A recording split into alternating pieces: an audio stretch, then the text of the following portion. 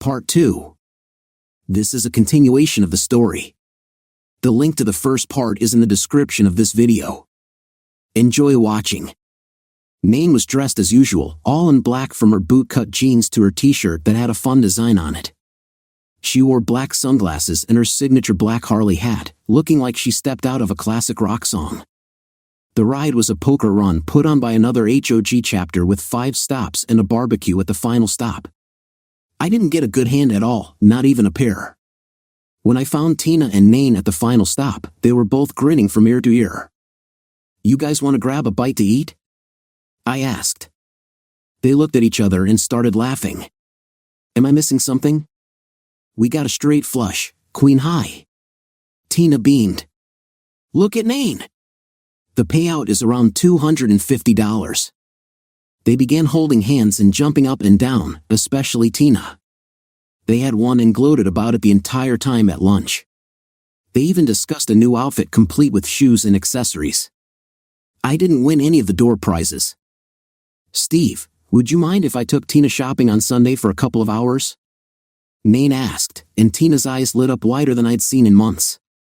What was I going to say? "Nain, I don't want her to be a bother to you." "No bothering. Besides, we've got this money burning a hole in our pocket, don't we, girlfriend?" Tina was having more fun than she had in ages. I gave Nain our address, grabbed Tina, and headed out on my bike. I asked Nain how she could get back on a motorcycle after what she'd been through. "You know what?" she replied. "I still like to ride because it brings me closer to Greg."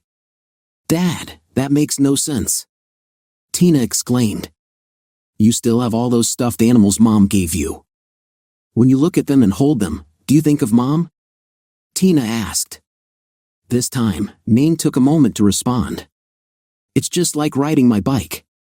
It's something I love to do, and when I'm on my bike, I remember all the good times I had with Greg. It brings me closer to him, just like your stuffed animals bring back memories of your mom." We were discussing something I wasn't ready to delve into tonight. It stirred up both good and bad memories that I had started trying to suppress to move on with my life. After putting Tina to bed, I spent the evening on the rooftop deck, looking out toward the ocean and remembering why we bought this house. On Sunday morning, Tina was up by 8, showered and dressed by 8:30, and done with breakfast by 9. Nain said she'd be here by about 10. "Relax, it's just the mall," I told her. She shot me a look as if I had sprouted another head. When a guy needs something, he shops with a purpose. If it's a shirt, he finds one he likes and buys it. Most guys don't even try it on. I chuckled. "And washing it before you wear it? As long as it doesn't have the tags still on, it's good to go." But women, on the other hand, they don't just shop, they browse. They can go to the mall looking for one thing and come home with 5, not even the thing they intended to buy. To them, it's a form of recreation. You never know what you'll find, but when you do, you have to have it. I shook my head, remembering how I used to tell Lana to put her credit cards down and step away slowly. Did she listen? No. All I heard was "shop till you drop" as she and my mom walked out the door. Nain pulled up in a newer model Mustang. "Nice car," I thought, stepping outside to check it out. "It was a bank repo," she explained. "I got it for what was left on the loan, basically a steal.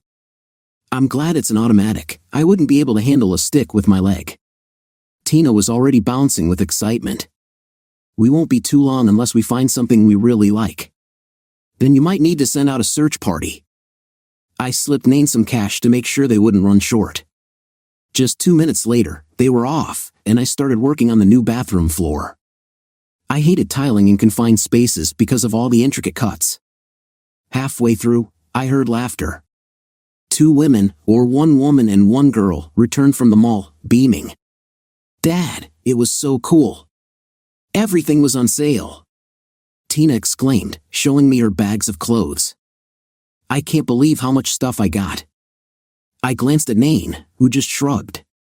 I picked up a bag, but before I could look inside, Tina pulled it away. "Dad, that's my underwear bag." "Sorry, but remember when we went shopping last time? We bought you underwear, not like this," Nain said with a playful grin. I didn't want to know any more at that point. They continued chatting about their haul as I glanced at the time. It's getting close to supper. Maine, you're welcome to stay and eat with us. We're grilling something, and we'd love to have you join us, right, Tina? Please stay. Tina begged, her enthusiasm infectious. Maine looked unsure, but Tina wouldn't let up. You just have to stay. Finally, Maine relented, saying she'd be glad to join us. I prepared chicken and baked potatoes on the grill while the women made a tossed salad. Maine seemed intrigued by our home. Lovely place you have. How long have you lived here? She asked. Just under 4.5 years. We sold our condo downtown and bought this place with my folks, brother, and sister. They rent out their units most of the year, but Tina and I live here full time. It must be heaven living so close to the ocean. It really is. And if your leg isn't bothering you too much, I've got to show you the rooftop deck. The view is incredible. I think she would have crawled up there if she had to. Looking west, the sun was setting over the intracoastal waterway, with colors that looked straight out of a travel brochure. Oh my God, it's beautiful up here, she gasped, taking off her sunglasses and shaking her hair back. If I lived here, I'd never want to go back downstairs. It had been a while since I'd been up on the roof to watch the sunset. In the past, I would pick up Lana and carry her up there many nights to enjoy the view and listen to the waves breaking on the shore behind us. We spent the better part of an hour on the roof, enjoying the view and each other's company. Look at the time, Maine announced, glancing at her watch. I've got to get home, put this stuff away, and get ready for work tomorrow. Thank you both for a lovely day. I appreciate you taking Tina shopping. I'm not much of a shopper, and I'm sure you were a lot more fun than I would have been, I said. We made it back downstairs in one piece, exchanging hugs and kisses on the cheeks before Maine drove off with the roar of her Mustang's engine. Tina was practically floating on air. I hope you didn't spend all your money. I joked. Nope. We split the $250, but somehow we got even more than that, she said, shaking her head. I grinned at her. After showering and preparing my clothes for the next day, I went to say goodnight to Tina. Dad, for some reason, Maine thought you were divorced, she said.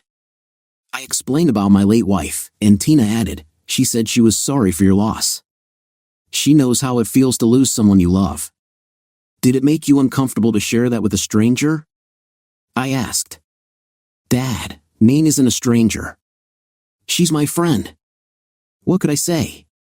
Over the next 6 months, we saw a lot of Maine and her family during our weekend outings. Tina always sat behind Maine on the bike. Sometimes, I'd glance over at them and think I was looking at Lana and her daughter. Tina seemed genuinely happy again. Although we weren't an actual couple, everyone assumed we were. We were good friends who enjoyed spending time together. Over the next few months, if someone invited either Maine or me, they naturally expected the other to come too.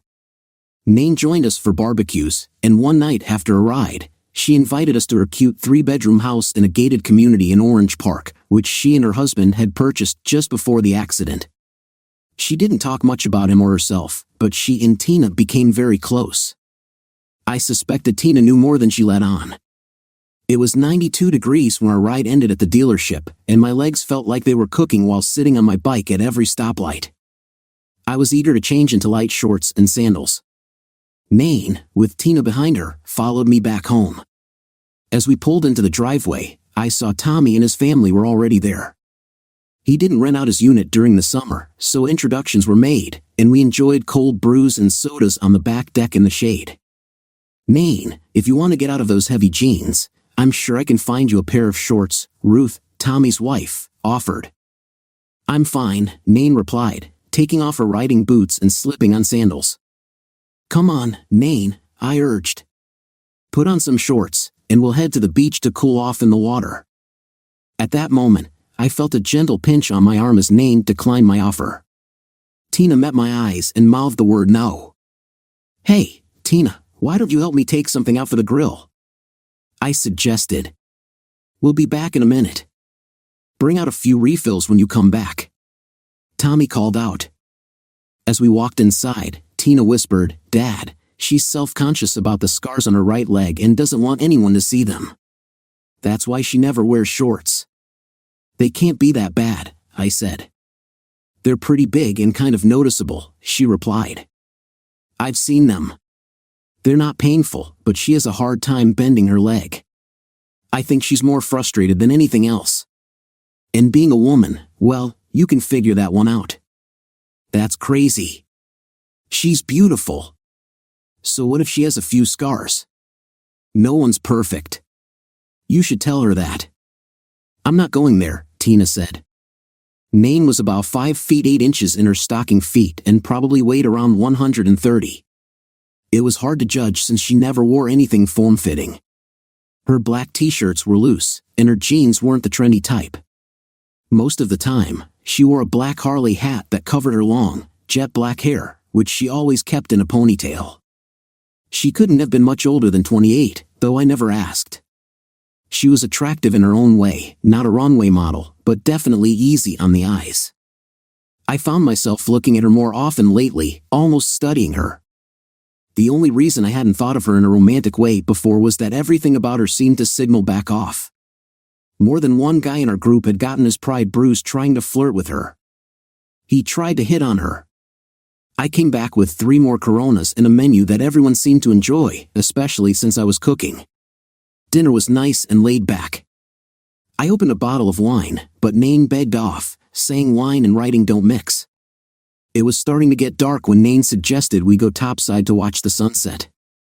I agreed, calling everyone up to the roof, but no one else joined us, claiming that if you've seen one sunset, you've seen them all.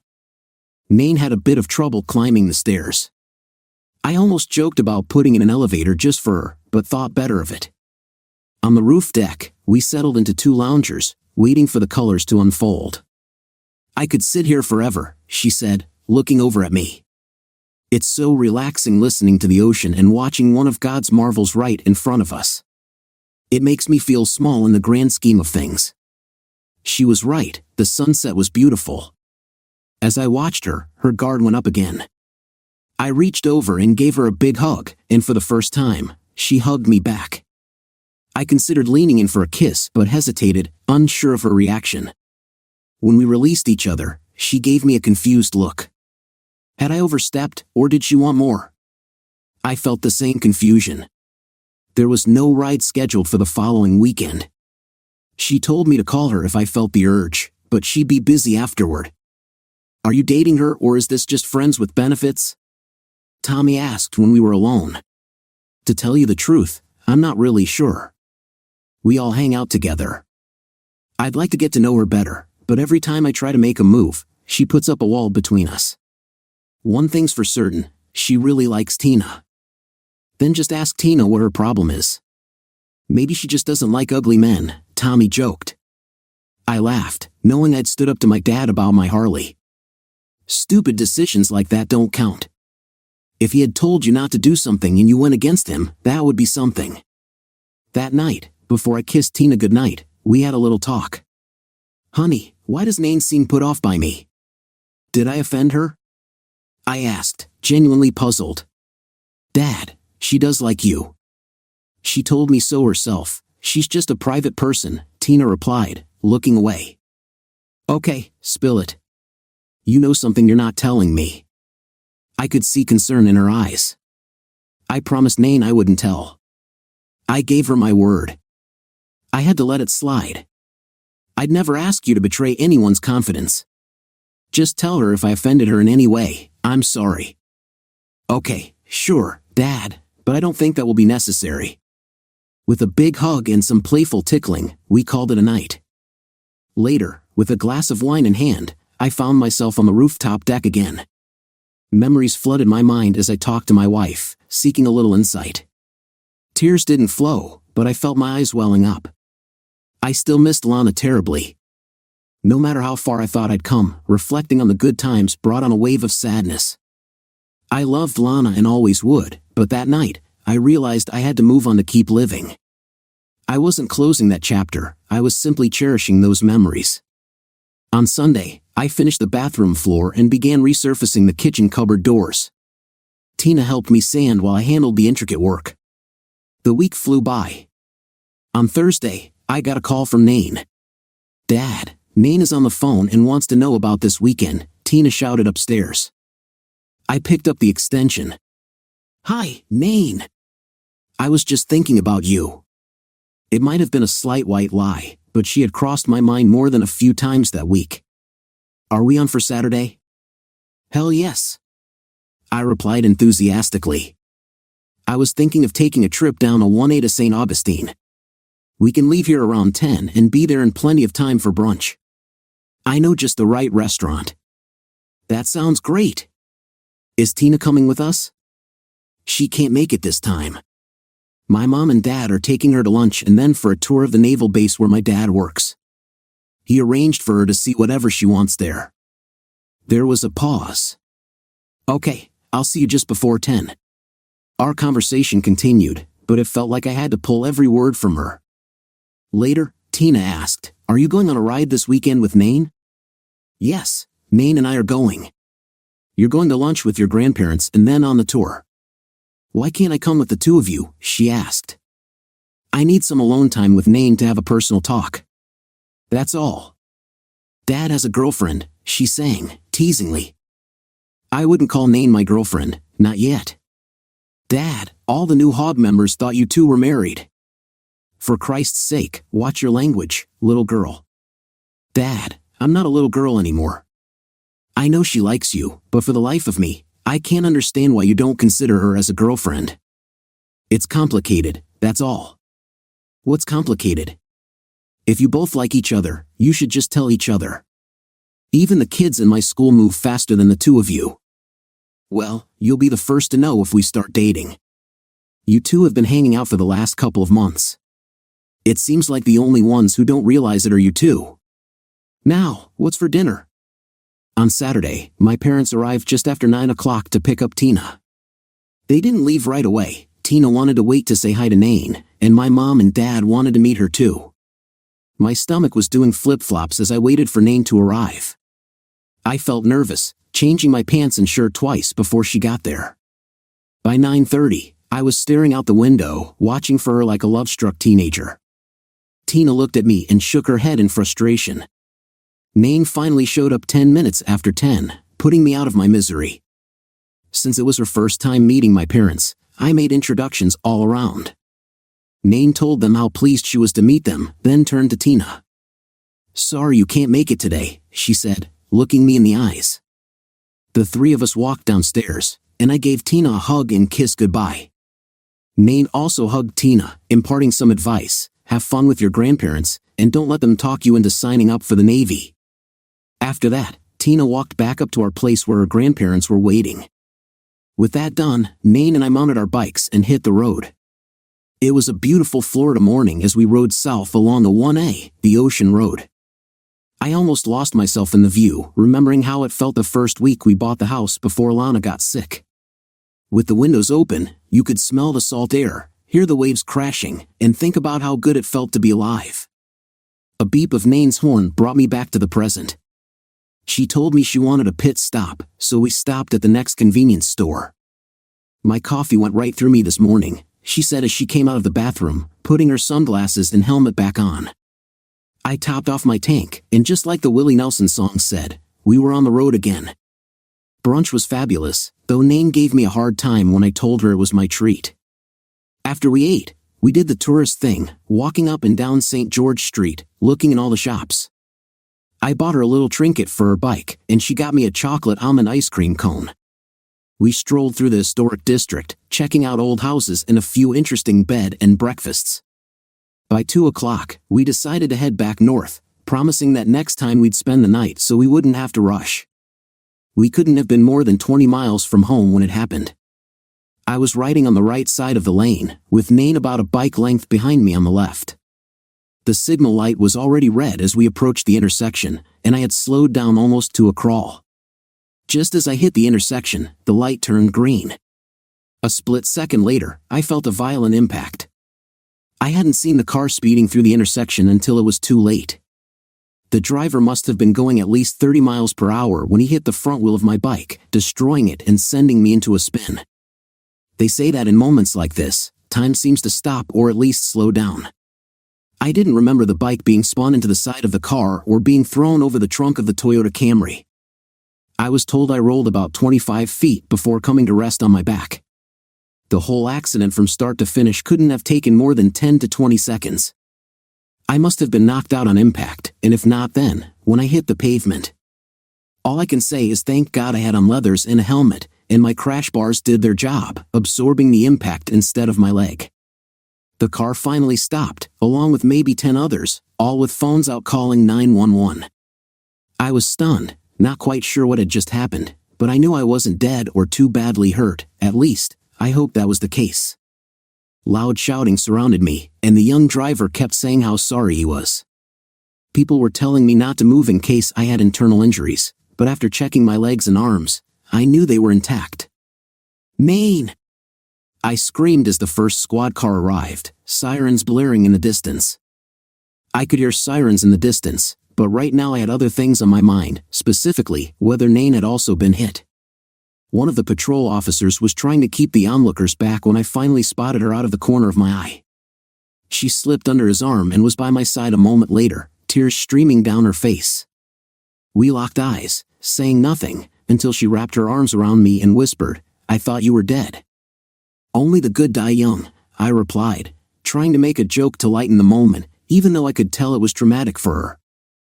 I wanted to be tough, but I quickly realized that while I might not have broken any bones, I had plenty of road rash and probably more bruises than I could handle. As my head started to clear, all I wanted was to see what was left of my bike and get out of there. "Mr. Moore, please stay still until we can check for injuries," a paramedic said, placing gauze pads on my elbow, knee, and shoulder. My helmet and sunglasses were missing, but my riding gloves were still on. Nain sat beside me, her big dark brown eyes wide and blank. "Nain, are you all right?" I asked. She didn't respond. "Doc, can you please check on my friend?" "I think something's wrong with her," I insisted, but they seemed focused on me. "Damn it, something's wrong with her." "Nain, can you hear me?" Still nothing. Losing my patience, I sat up and reached for her, wrapping my arms around her. "It's okay. Do you hear me?" "I'm okay. We're okay." She just sat there, her gaze distant. I kissed her, not a passionate kiss, but one filled with affection and reassurance. The kiss surprised both the paramedics and me. It was overflowing with emotion. "Well, it looks like your girlfriend is okay too," one of the paramedics said with a laugh. "We're going to transport you to the hospital. She can ride with us or meet us there." "I think it's a good idea if she comes with us," one of the policemen suggested. They assured me that both bikes would be taken to the impound lot and promised to find someone to get my daughter's trike to the hospital. Once we were loaded into the ambulance and the siren blared, Nain never left my side. Throughout the exams and numerous x-rays, I held her hand, touched her cheek, and kept saying it would be all right. I wasn't a doctor, but she looked like she was in shock. After nearly 2 hours, someone finally took a look at Nain. I was the priority, but now I was more worried about her than myself. I was banged up but would recover. However, mentally, I wasn't so sure about her. She had lost her husband in a motorcycle crash a couple of years ago, and I told the doctor, I think seeing me sprawled out on the ground brought back all those memories. "You may be right, but there's nothing physically wrong with her. You're the one she saw and the one she's concerned about.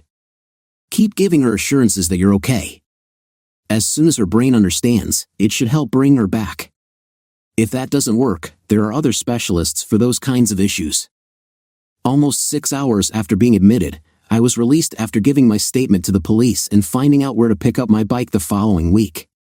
With pain pills in my pocket, we made our way out of the front door, hand in hand. We found her trike in the emergency room parking lot, parked in a handicap spot. Nain still seemed a bit out of it as we held hands, looking into each other's eyes, wondering what would come next. There was no way she could drive us home.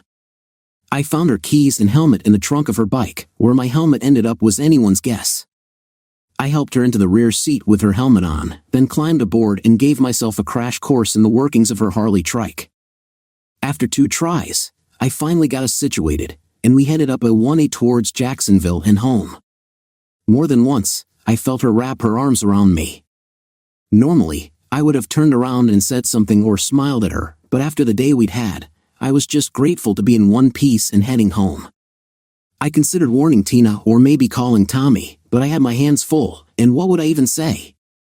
As I pulled into the driveway and parked behind our house, I got off and removed her helmet. Sadness filled her eyes. Things were still far from normal. I gave her a quick kiss on the lips, helped her off her bike, and wrapped my arms around her in a tight hug before leading her into the house. Once inside, I sat her down in a kitchen chair, handed her a soda, and grabbed one for myself. I was grateful Tina wasn't back yet. I knew my mom was waiting for my call to say we were home. Nane's eyes followed me around the room, as if she didn't want to lose sight of me. Maybe a good night's sleep would bring her back. "Mom, I have a big favor to ask," I said when I called her. "Would it be possible for you to keep Tina until tomorrow evening?" "Sure, sweetheart. We'd love to have her spend the night." "Don't worry about a thing, we'll take good care of her." "Thanks, Mom. I owe you one." "Just have fun," she replied, but I could tell that fun was the last thing on my mind. I called for pizza and insisted Nane eat 2 slices. She was improving, but there was no way I was letting her drive home. I showed her where the bathroom and shower were, gave her a pair of sweats and one of my t-shirts, and closed the door behind me. A few minutes later, I heard the shower start, which was a good sign. 15 minutes later, it was my turn. I gingerly removed what was left of my clothes and tossed them on the bathroom floor. I'd probably end up throwing them out. Besides the new scrapes from the pavement, I was sure the bloodstains wouldn't come out. I had wrapped my knee and elbow in cellophane to keep the gauze bandages dry, knowing I'd need to stop at Walgreens for replacements in the morning. Looking at my reflection, I saw a mess, scrapes and welts visible, bruises forming on my right hip and shoulder. I could feel heat radiating from them, and I knew they'd be bad. Even areas that weren't raw stung when the water hit them, and I did my best not to scream in pain. I realized I wasn't as tough as I thought. I carefully washed what I could, but the sting of the soap mixed with the warm water became too much. Instead of wiping my body, I gently patted it down to remove the excess water. By the time I finished, I knew the towel would end up joining my clothes in the trash. It too was stained with blood. I was hurting, but I said a little prayer of thanks. It could have been a lot worse. I managed to put on shorts, a sleeveless shirt, and sandals. Dressing myself was a challenge with the bandages on my right elbow and shoulder. After popping another pain pill, I hoped relief would come soon. When I was done in the bathroom, I went looking for Nane. After calling out her name twice without an answer, I began to worry. Damn, I hope she didn't try to ride home, I thought, then remembered I still had her keys. I searched around outside, then went back upstairs. I knew where to find her. Grabbing 2 sodas from the fridge, the pain pills made wine not an option, I headed for the roof. The stairs were a struggle, and it didn't take long for me to realize I would be sore tomorrow. When I reached the top step and saw the open door, I knew I was right. Nane was sitting in one of the loungers, staring out at the dark beach. The sun had set hours ago, and the ocean breeze felt refreshing. She turned around and smiled as I handed her one of the sodas before sitting down next to her. My body moved slowly, like an old man's. It was quiet, dark, and almost peaceful as we sat in silence. "I thought you were dead," she finally said, her voice raspy. Even in the dark, I could see the tears starting again. I grabbed her hand and kissed it gently, and she drew in a shaky breath. "I couldn't move," she continued. "You were hit and thrown over the car before I could even react. I just stood there, helpless. I was terrified." "I'm sorry," I said softly.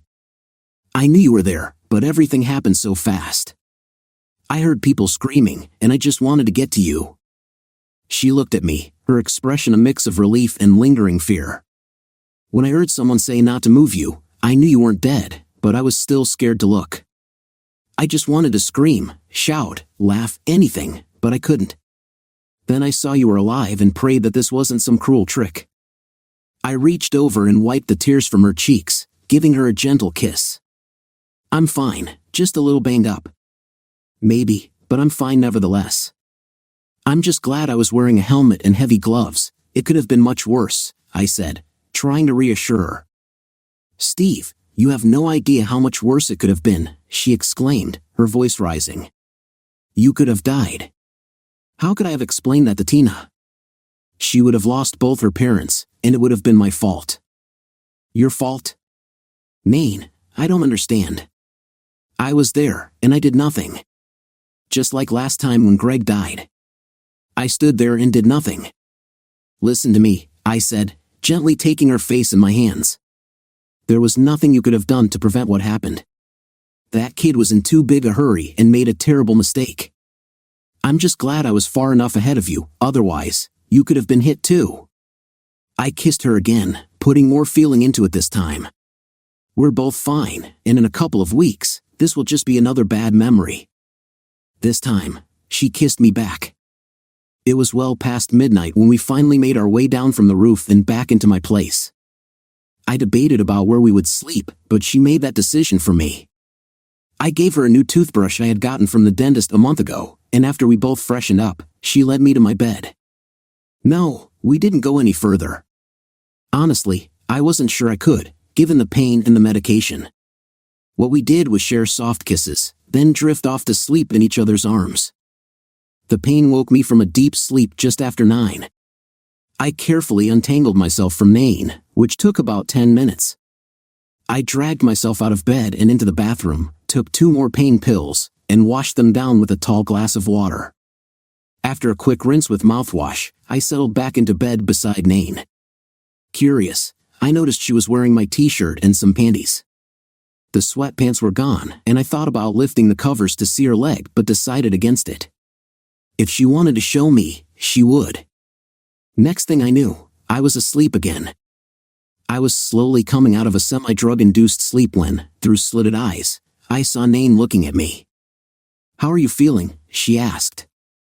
"Sore, but alive," I replied. She smiled. "Did you sleep okay last night?" I rubbed my leg against hers.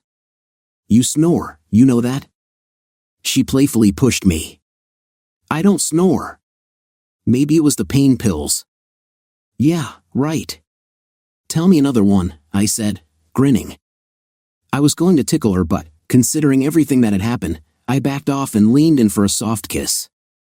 It was pleasant and just long enough to stir something within me. "I'll be right back," she announced, swinging her legs over the side of the bed and heading for the bathroom. I heard the toilet flush and the sink running. I didn't stare, but I noticed she looked great. Where were we? The next half hour was filled with lots of kissing, and our hands explored each other. But neither of us made any bold moves. When I slid my leg between hers, I could feel her warmth. Did she want me as much as I wanted her? What was I so afraid of? If she didn't want to go any further, she'd tell me. After a bit of fumbling, I caressed her softly, and when she didn't stop me, I continued. Our kissing became more passionate, and she seemed to lose herself in the moment. When she finally pulled away, she held my hand down on her, overwhelmed with emotion. Afterward, she snuggled closer, resting her head on my shoulder. I could feel her warm breath on my chest, and I felt a mix of uncertainty and desire. I knew she enjoyed what we had just shared, but I started second-guessing myself. "I'm not on the pill," she whispered apologetically. "And I haven't done this since my husband died." I had no idea where this conversation was headed. "If you want, I'll do my best," she added, "but I just don't want you to be disappointed." Less than a minute later, I found myself laughing as I cleaned up the aftermath of our earlier excitement. Nain returned with a warm, wet washcloth, and after a few swipes to tidy up, I wiped my chest and the pillow next to me. "Just like a guy," she teased, watching me. I leaned in to kiss her and then playfully rolled around on the bed. That turned out to be a mistake when I landed on my right shoulder and winced in pain. "You okay?" she asked. "Not completely, but I think we should save the acrobatics for a couple of weeks," I replied, rolling back to my left side. After one more sweet kiss, I rested on my elbow, looking at her. "Do you want to talk before or after breakfast?" "After, if you don't mind. For some reason, I don't remember eating dinner last night, and I need something in my stomach." I would have loved to shower with her, but I knew that shaving with my right hand was going to be a challenge. When she emerged from the shower, It was the first time I saw her completely naked, and I was taken aback. Nain had a beautiful, toned body. Although she didn't have large breasts, what she had was perfect for me.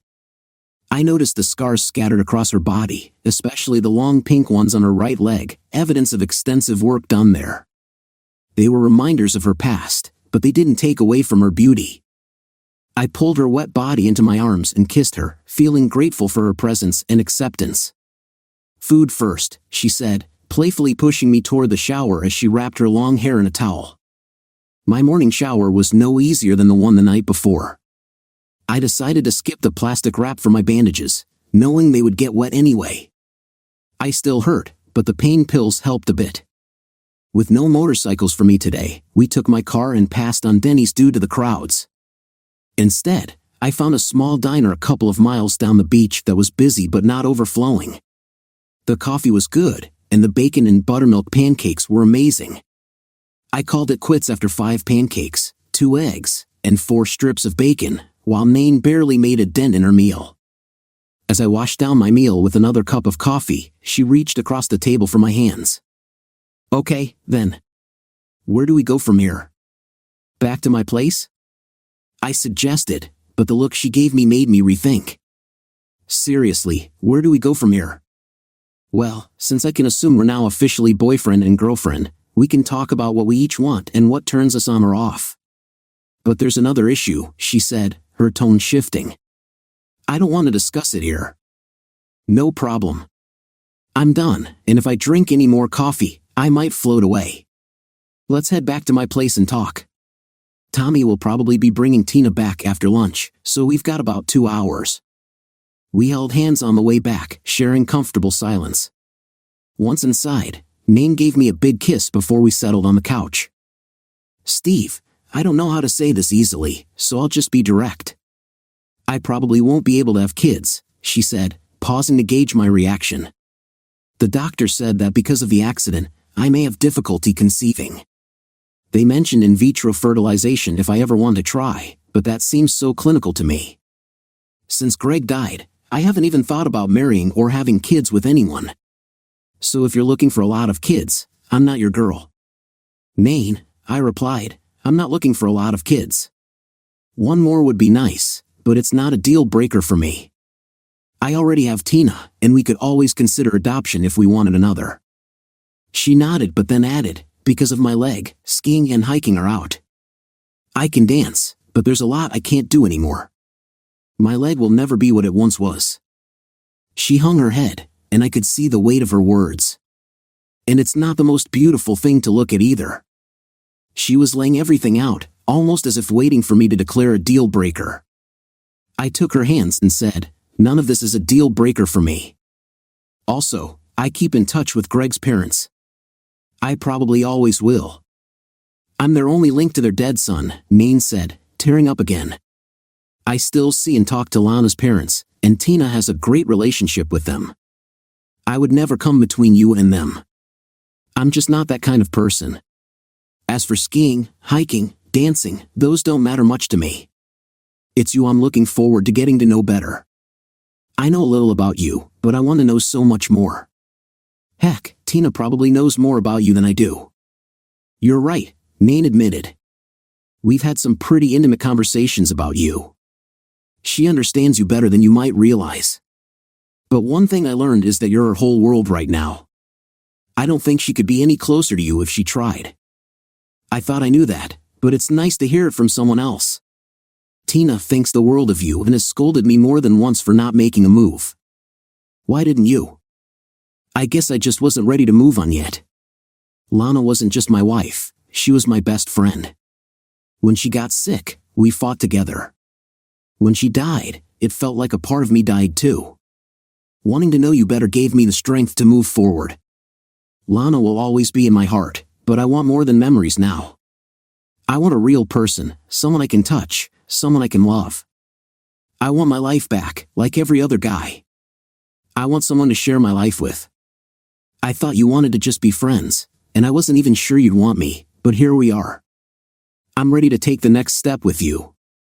We talked for the next hour, agreeing on most things and only lightly disagreeing on a few insignificant topics. We knew we weren't clones of each other, nor did we want to be.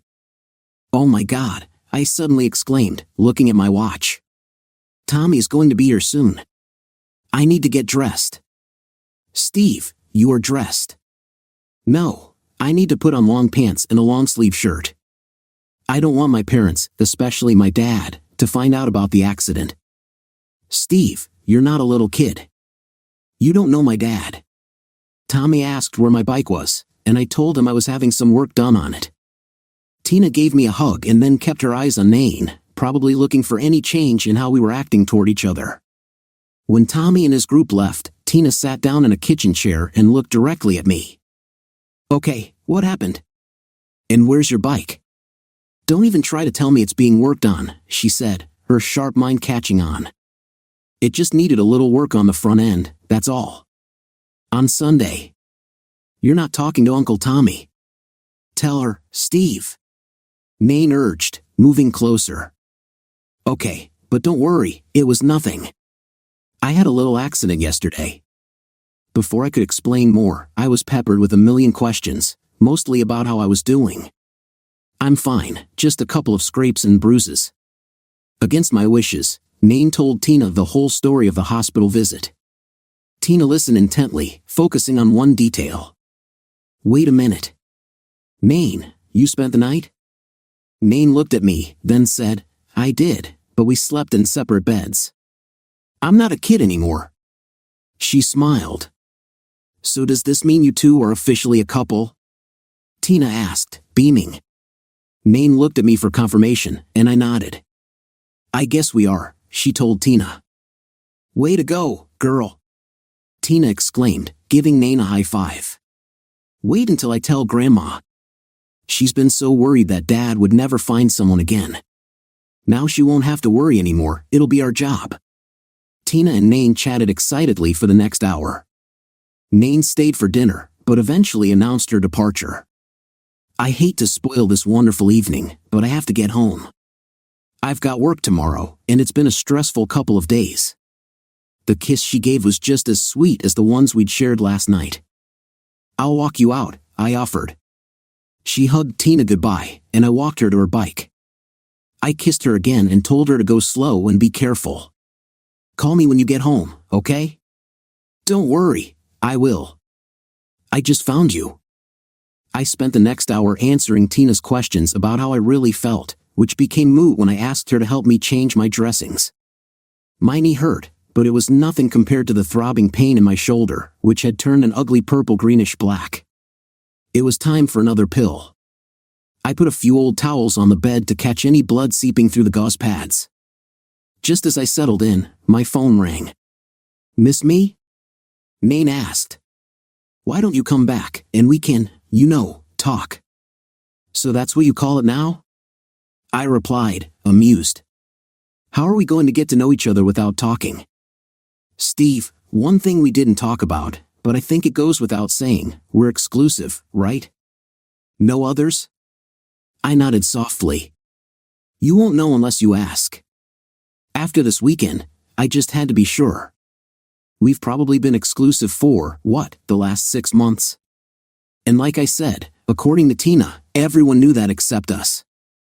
She laughed. I guess you're right. What are you going to do about your beautiful bike? I'll call Allstate tomorrow, send them the accident report, and let them know where they can find the bike. I never really got a good look at it after the accident. How bad is it, Steve? Let's just say maybe you should start looking for another bike. That bad? What I saw wasn't good. The front end was completely ripped off, the entire left side was down to bare metal, and the rear tire and fender were mangled. Like I said, maybe it's time to look for another bike. You do have good insurance, right? I do, but if they total my bike, it's going to cost me an arm and a leg when I renew my policy. It wasn't your fault. Doesn't matter. An accident is an accident, no matter who's at fault. I'll still be considered a future risk. It's not fair, but what in life is? Love, it's something that demands nothing, expects little, but wants only the same in return. We were both quiet after that. Call me tomorrow, will you? I could hear the emotion in her voice. You know I will. Sleep came easy, probably thanks to the 2 pain pills I took. I'm just glad I set my radio alarm and my phone alarm, because I barely heard either of them when they went off. I almost skipped my shower, I was already tired of hurting. Tina barely made it to school on time. The next few days were busy, to say the least. I filled my time with doctor's appointments, meetings with the insurance adjuster, and trying to hide my injuries from my boss and family. But nothing stays hidden forever. Somehow, my dad found out, even though he didn't say anything. After talking to him the following weekend, I just knew he knew. It wasn't like I was a kid anymore who needed his approval or blessings, I just didn't want him or mom to worry. Without a bike to ride, Nain and I spent a lot of time talking, in and out of bed. The following weekend, when Tommy invited us over to his place in town on Saturday evening, I casually mentioned that I'd be bringing Nain with me. I thought you two weren't dating. Things have kind of changed. Everyone liked Nain. When all the women headed to the kitchen, I knew I was in trouble. Nothing good ever comes of it when women get together to talk, especially in private. They trade stories, compare notes, and my daughter, sister-in-law, and mom would have plenty to tell her about me. I just hoped they wouldn't scare Nain off. We were the center of attention, fresh meat for discussion, as they say. On the way out, when I kissed my mom goodnight, she whispered, "Don't blow it," in my ear. I knew everything I needed to know about Nain then. My dad shook my hand and told me he hoped I felt better soon. Like I said before, he was just letting me know he knew. Parents always find out, no matter how old you are. That was fun, Nain said on the way back to my place, watching me drive. Do you think it's fair that you know all my dirty little secrets now when I hardly know anything about you? Ask away, I'll tell you anything you want to know. Maybe later. Right now, I just want to get out of these pants and put on a pair of shorts. I wondered if Nain would ever feel comfortable enough around me to wear anything other than long pants. That's all I had seen her in so far. Nothing had been said about later that night. Was she expecting an invitation to stay over? We weren't high school kids anymore, and we wouldn't get into trouble for a sleepover. But it was so new, and I didn't want her to think I expected it. Plus, I had Tina to consider. What's the matter? She asked, walking into my place. I hemmed and hawed a bit before finally asking what she had planned later. Oh, goody. I thought you'd never ask. Can I spend the night? Steve, I'm not a mind reader. If you want something, just ask, she said, giving me that all-knowing look. I didn't respond with words, more with my lips and arms, wanting to feel all of her. My hand gently moved to her right leg, exploring every inch. When she tried to move my hand away, I whispered, "No, don't. I want to know all of you. You're perfect just the way you are."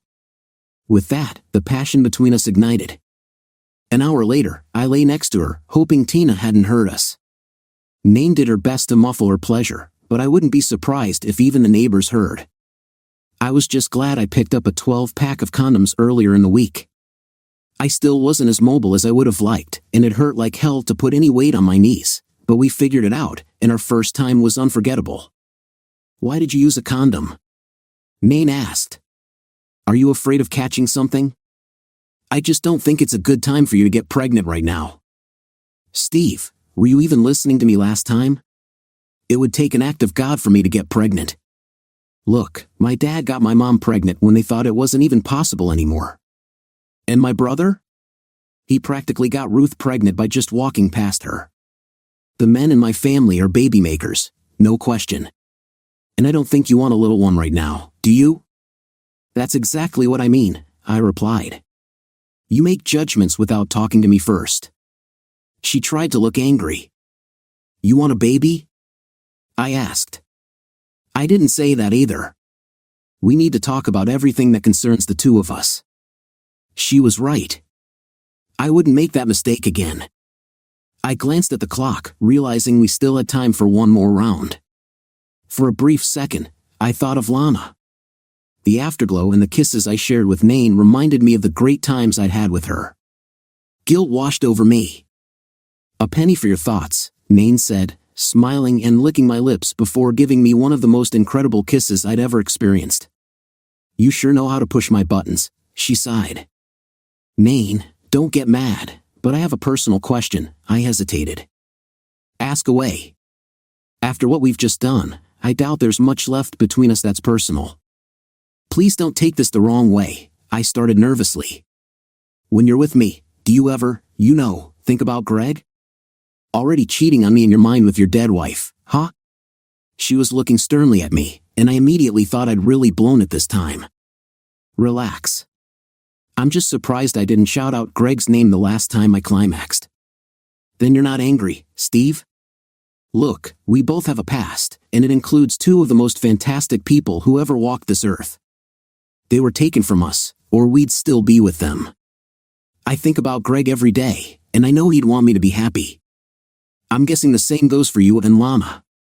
I'm just happy we have this chance to maybe get back a little of what we each had with them. But mister, if I catch you thinking about that blonde Rita, the one who shows up at the rallies, you and I are going to have some words. With that, all was well in the world again. It was Thursday afternoon before my insurance agent got back to me. Steve, we sent your bike over to Daytona Beach Harley-Davidson to get an independent estimate.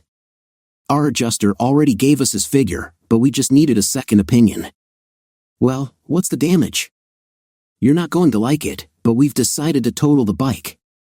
It would cost more to fix than what it's worth. I was ready for that. What I didn't expect was the payout figure he gave me. Don, that's a few thousand less than it's worth.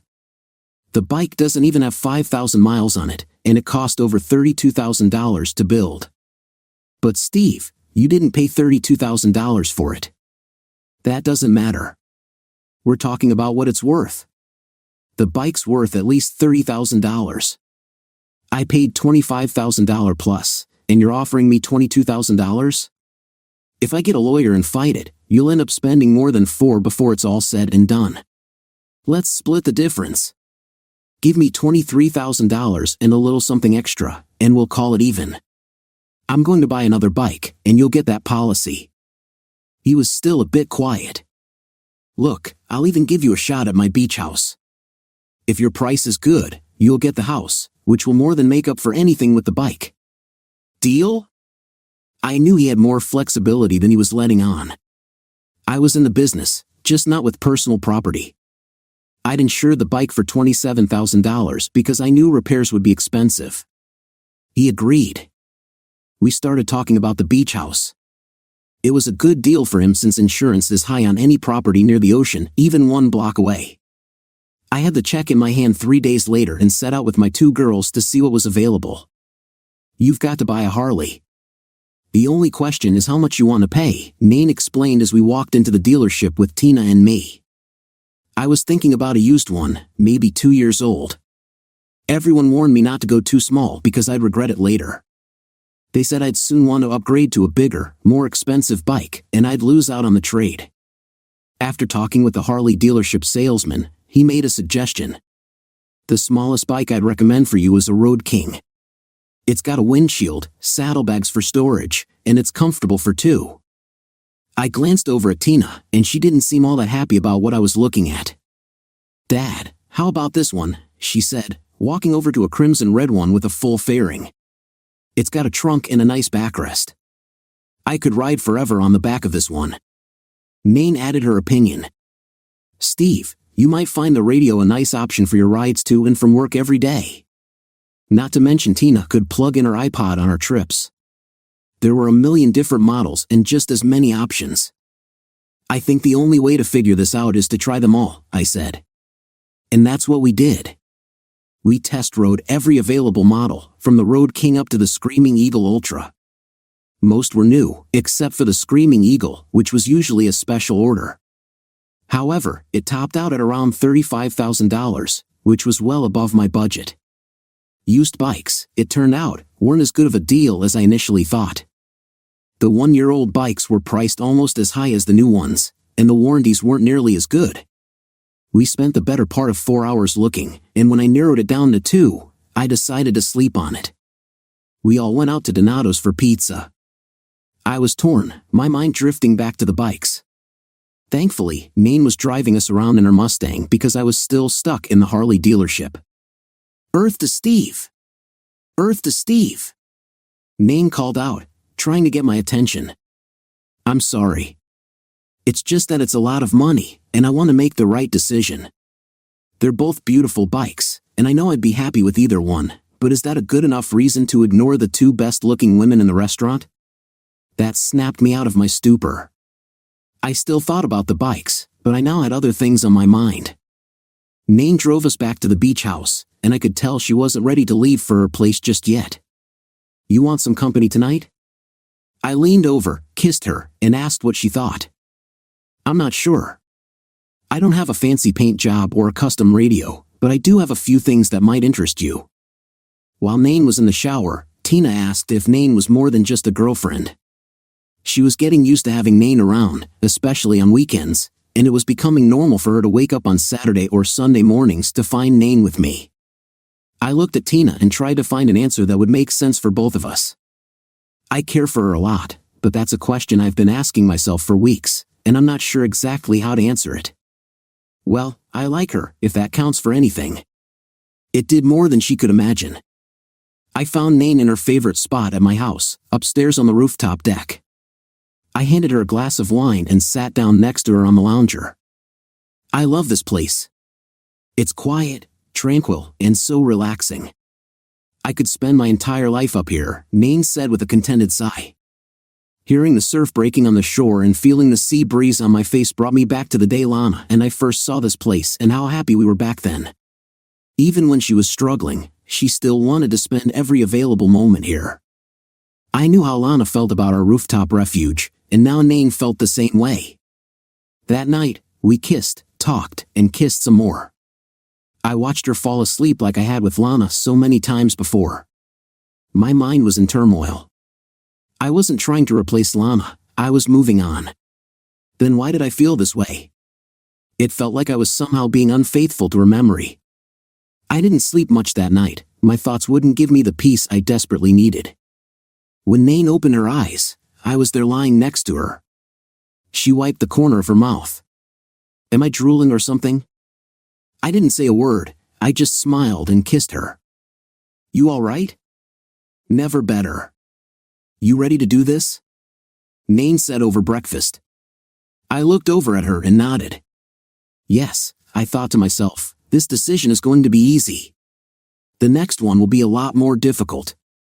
After breakfast, we bought the two-tone blue and gray Ultra. I felt like I got a good deal, but when all was said and done, the dealer still made his money, and I got what I wanted. Tina looked at the back seat and smiled brightly. I was happy. Later, the three of us went on a ride, and for the first time in a long time, Tina rode on the back of my bike. It felt good to have her back there. When we stopped for a break, Nain came over and looked at the bike. Well, any buyer's remorse? None. It's everything I could have asked for. I was looking at her when I said it, thinking about something entirely different. I had the second longest week of my life. This time, no one died, but that didn't make it any easier. Tina kept asking what was wrong, and all I could say was that I had a lot on my mind. And I did. On Tina's mind was the hog run we were going on that Saturday. All she could talk about was being on the back of her dad's new bike, hoping everyone would be green with envy. I took Friday off from work. When Tina left for school, I took 2 yellow roses to the cemetery. It was pretty quiet at that time of day, the lawn crew was just getting started. I was on a mission. We talked like we always had. I had lots to say, and she listened like she had a million times before. I told her I would always love her and that Tina was becoming the woman we always dreamed she would be. I teared up, but for the first time, I didn't cry. We both knew I was moving on. I had heard about a Jewish tradition that fit the moment. I reached into my pocket, pulled out a piece of coral, and placed it on her headstone. It meant I was there and would never forget her. She was my love, she'd been my wife, but that was in the past. Tina found me on the roof when she got home from school. She wanted to know why I wasn't at work. The only explanation I could give Tina was that I had something important to do earlier in the day, and after that, I wanted a little time to myself. Dad, are you sure you're okay? She asked. I am now. I spent the next 2 months getting to know Nain, not just the surface version she showed everyone, but the deeper side she rarely revealed. At the same time, we continued to spend time together as a family, including visiting both our parents' houses for gatherings. Nain had an older married brother and a sister who was 3 years younger than her, engaged to a man I wouldn't speak ill of to her face. Her parents were wonderful and just happy to see their daughter with someone who treated her well and made her smile again. Nain started to feel more comfortable around us. She began wearing colorful sundresses and capri pants instead of long pants all the time, though she still wasn't ready for a bathing suit. She even started wearing long shorts. Black was becoming a thing of the past. I was glad to see that her period of mourning was over, and she felt she could trust us to accept her as she was. The more we learned about each other, the more beautiful she became in my eyes. It was late November, and the weather had started to cool. Mornings required a jacket for our rides. For the last couple of weeks, Tina had opted out of attending any of the hog rallies. She preferred hanging out with her friends. I knew the novelty had worn off, and Nain was now a permanent fixture in our lives. Lana had been buried with her wedding rings, but my grandmother had given my mother hers before she died. Since my brother Tommy was already married and my sister Jenny had a ring that required 2 hands to lift, the rings were mine if I wanted them. On Thursday night, I stopped by my parents' house like I had 1,000 times before. This time, though, I had a request. "Mom, I'd like to take Grandma's rings with me tonight." "Steve, you want to tell me something?" "Maybe Sunday, but not now." She went to her jewelry box, retrieved the rings, and placed them in my hand. "She's a wonderful girl. I know the 2 of you will be as happy as you and Lana were." I kissed her on the cheek. On Friday night, Nain brought over ribs for dinner from a rib joint on her side of town that had the best I'd had since moving south. They weren't quite as good as the place I knew up north, but they were a close second. At the last minute, Tina decided to go with one of her friends to a movie and pizza afterward. Her friend's parents were taking them, and I suspected there might be some boys involved, though nothing was explicitly mentioned. "Just the 2 of us tonight?" Nain asked, a huge grin on her face. "You game for a little fun with dinner?" We ate on the living room floor, spreading out a sheet and enjoying a picnic-style meal, complete with a chilled bottle of wine. I loved the barbecue sauce and joked about its taste, and we shared some laughs as we enjoyed our time together. After dinner, we cleaned up and headed for the shower. Later, when Tina came home around 9, Nain and I were sitting on the couch watching TV. After a brief chat about her evening, Tina headed for her room while we went to ours. By 11, the house was quiet except for my brief wake-up at 2 a.m. "Steve, I love you," Nain said as soon as I opened my eyes the next morning. "I've loved you for a long time, and I think we should get married." If I hadn't been fully awake before, I certainly was now. "You're proposing to me?" I asked, sitting up and making sure this wasn't a dream. "Well, since you're not going to propose to me, I might as well lay my cards on the table. Steve, I want you for my husband. I can't make it any clearer than that. What makes you think I wasn't going to ask you? Maybe I was planning to do it this weekend." "Steve, if I waited for you to ask, we'd be collecting Medicare and Social Security." "Okay, what if I had the rings and everything?" "Prove it." I jumped out of bed, went to my dresser, and pulled out a small envelope. "I'm sorry there's no ring box, but it doesn't change how I feel about you, Nain. I love you. Please, will you marry me?"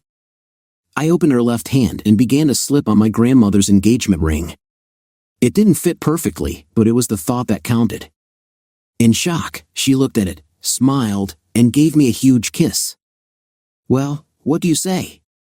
Will you let me make an honest man out of you?" "Only if you let me make an honest woman out of you first." Years later, there was still some disagreement about who asked who first, and I would always remind her that I had the rings. We spent Saturdays together, just enjoying each other's company. We told Tina at breakfast to keep it quiet until we had a chance to tell our families. She couldn't understand why we were waiting, but we needed a little time to ourselves before everything got hectic. After breakfast on the roof deck, Nain and I walked along the shore for about an hour, talking and enjoying each other's presence. By midnight, we were drained but extremely happy. The next day, we had breakfast with her parents and lunch with mine. Neither family was surprised, but both were grateful we had found one another. Then the planning began for our late spring wedding. We wanted a small, intimate ceremony, though it turned out to be quite the event. Jenny and her family came, but I hadn't expected our entire bike chapter to escort our limo to the church and join the reception. It became a semi-formal affair with a couple of kegs flowing. Nain looked stunning in her tea-length off-white dress, and her hair was beautifully styled with flowers woven through. Her smile lit up the room. Somehow, Nain and Tina found a mini version of Nain's dress for Tina, and the two of them looked like they stepped out of a fairy tale. For our honeymoon, we drove south to Key West, opting for Nain's Mustang instead of our bikes so we wouldn't be out of reach. We rarely unclasped hands the entire ride, spending the night in Miami before making the final 3-hour trip to Key West. We had reserved a cozy bed and breakfast for 4 days of exploring the Keys during the day and watching spectacular sunsets from Mallory Dock at night. Nain surprised me with a few alluring outfits, but she only wore them for a moment before they joined the other clothes on the floor. We talked a lot during those 4 days, covering miles and making unforgettable memories. On our way back, we made a rest stop where I spotted the most beautiful chopper I'd ever seen. As I admired it, the owner approached and offered to sell it at a great price. I looked at my bride, and without a word, I remembered past adventures. Back in the Mustang, we enjoyed the final stretch home, soaking up the lovely Florida weather and the joy of being together. In this down economy, we decided to rent out Nain's house and would think about selling it later. She had so many clothes and shoes that we ended up buying 2 wardrobes just to accommodate everything. I hoped this part of her wouldn't rub off on Tina, or I'd have to buy a unit next to my brother's to make space. I had always thought I'd be a father, but despite our efforts, I never got Nain pregnant, though we had plenty of fun trying. 3 years later, Nain's sister lost a friend and her husband in a car accident, leaving their 3-year-old son without a guardian. After much discussion, we went through the adoption process and welcomed Danny into our family. It wasn't easy, and at times, I wondered if we'd made a mistake, but eventually, we all adjusted. Tina, at 13, became a big help with Danny, bonding with him over their shared experience of loss. Gradually, he learned to trust and love us. Luckily, we had 2 bikes for family vacations, which were often fun and sometimes a bit wet, but we enjoyed every moment together. The first time I heard Danny tell Nain he loved her, I felt complete. I'm not saying it was always easy, but we believed we had the best marriage. I still visit Lana's grave occasionally, bringing her up to date, and I sometimes share pictures. Do I miss her? I think I always will. But I found new love in my life, and I know Lana would understand. I tell her that one day, I'll introduce her to Nain, and I know they'll be the best of friends. For now, I live my life as Lana would have wanted me to. Though I may have died a little when Lana left me, I'm just glad I met someone who brought me back to life. Dear listeners, please share your thoughts in the comments section below, and don't forget to like, share, and subscribe.